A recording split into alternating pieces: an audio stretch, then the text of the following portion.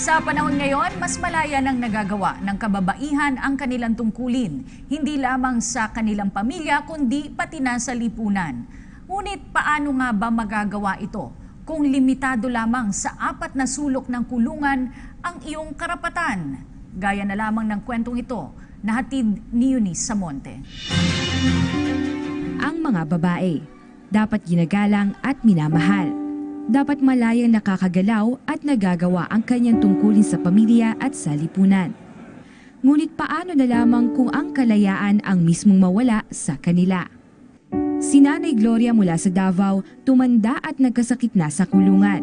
Ito ay matapos siyang mahatulan ng lifetime imprisonment dahil sa pagpatay sa kanyang asawang paulit-ulit nang nanloloko sa kanya. Pwede naman ka magbabae, hindi naman kita pinigilan kasi yan ang sakit mo, sabi ko. Oo, sana naman wag mong dalhin dito sa bahay. Parang insulto naman sa akin. Oo, kasi sino bang mabait nga asawang hindi magagalit?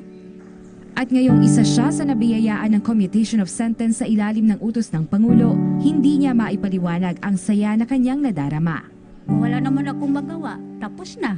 Kundi mag-praying makalaya, sabi ko, Diyos na lang bahala sa akin.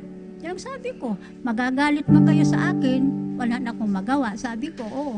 Isa lamang siya sa mahigit 2,000 elderly inmates dito sa Correctional Institution for Women na nagsiksiksikan dahil sa dami ng mga dinadala rito araw-araw.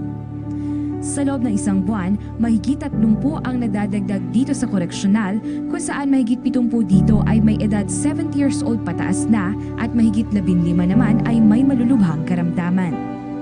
Sa kasamaang palad, dala ng paglipas ng panahon, ilan sa kanila ay di na nabibisita at dito na rin namamatay sa katandaan.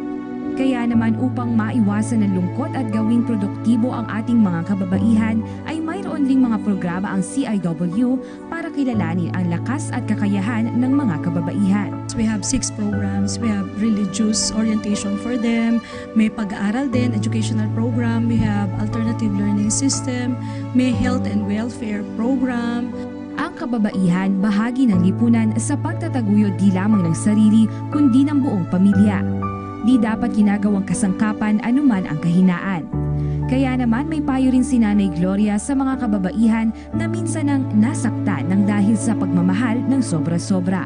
Mong nagmamahal, kailangan magpasensyahay kayo kasi pag ang ulo ay ang init ng ulo, pag yan ang mauna, sundon mo, siguradong maiba ang mapuntahan.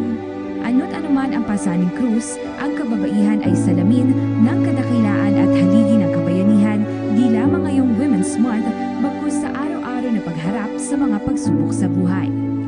Ang kagandahan at katatagan ng isang babae ay hindi masusukat sa pisikal na katangian, bagkus sa kakayanan nitong harapin anuman ang hamon ng buhay. Mula dito sa Correctional Institution for Women, para sa PTV News, Eunice Samonte.